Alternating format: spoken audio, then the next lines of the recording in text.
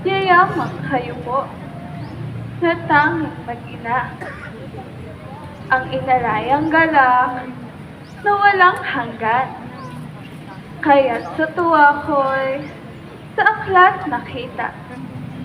Tinapos mo, Jesus, na dusa't ligaya ng malikhanan ng ating Amang Diyos, lahat ng nilalang sa mundong mabilog.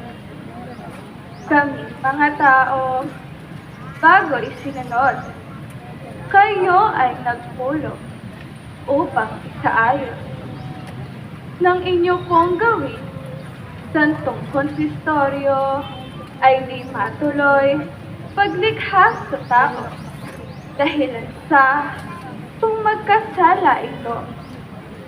Dungis ng larawan, sasagot ay ngunit ikaw, Jesus, tanging nanagutan ng likhain na nuno namin si Adan. Ikaw ang umako kung magkasala man, ang itutubos mo ay dugo mo't buhay.